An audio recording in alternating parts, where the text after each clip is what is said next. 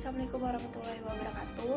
Saya Sonia Syaningrum. Di sini saya ingin mempresentasikan materi mengenai katalis asam basa.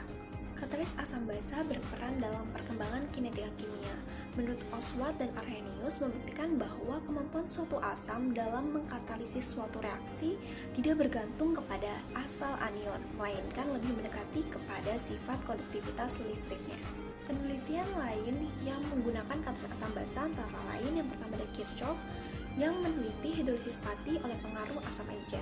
Yang kedua ada Tennant yang meneliti dekomposisi hidrogen peroksida yang dipengaruhi oleh pengaruh basa. Dan yang terakhir ada Wilhelmy yang meneliti tentang inversi tebu yang dikatalisis oleh asam. Katalis asam basa dibagi menjadi dua, berdasarkan yang pertama jenis asam basa, contohnya ada asam basa umum dan asam basa spesifik. Yang kedua berdasarkan mekanisme, contohnya protolitik dan prototropik. Katalis asam umum adalah katalis oleh asam Bronsted sebagai donor proton, sedangkan katalis basa umum adalah katalis oleh basa Bronsted sebagai penerima proton. Katalis asam spesifik adalah katalisis oleh proton yang tersolvasi, contohnya ada hidrolisis ester, di mana dalam larutan asam kuat reaksi hanya dipercepat oleh ion hidronium. Sedangkan untuk katalis basa spesifik adalah katalisis oleh ion hidroksida di dalam larutan. Selanjutnya ada reaksi protolitik, yaitu reaksi lisis oleh pengaruh proton. Contoh dari reaksi protolitik adalah sebagai berikut. Bagaimana dengan laju reaksinya?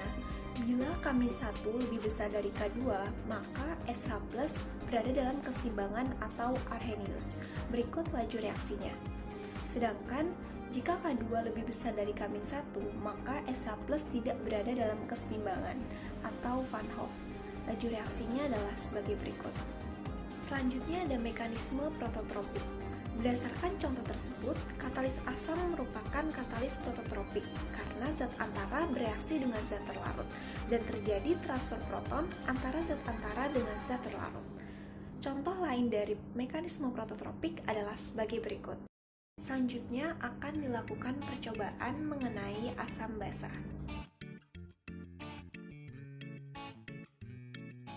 Kali ini kita akan mencoba indikator alami untuk mengetahui sifat asam dan basa.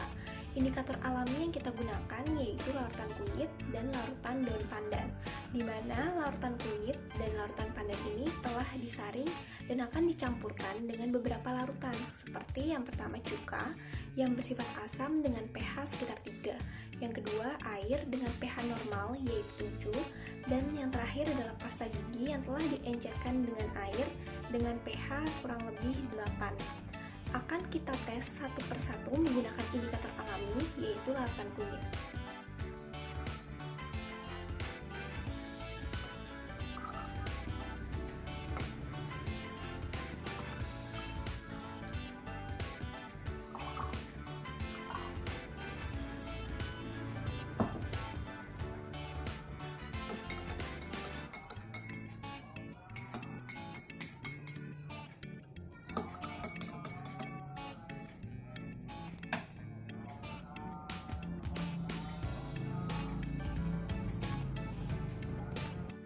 Dapat diamati terjadi perubahan warna setelah penambahan indikator larutan kunyit.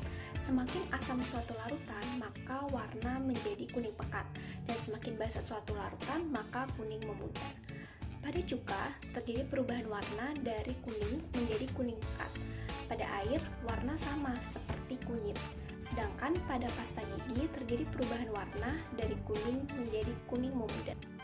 Selanjutnya, kita akan tes satu persatu menggunakan indikator alami yaitu larutan daun pandan yang akan dicelupkan dengan beberapa larutan yang sama seperti indikator alami yaitu larutan kunyit.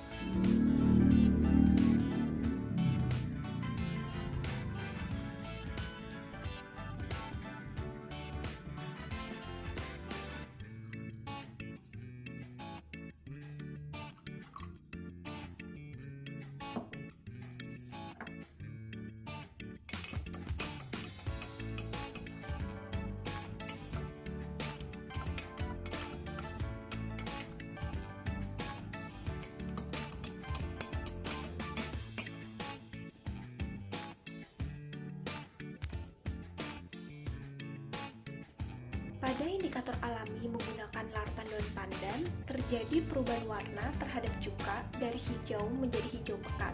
Pada air, warnanya sama seperti larutan daun pandan, sedangkan pada pasta gigi terjadi perubahan warna dari hijau menjadi hijau memudar.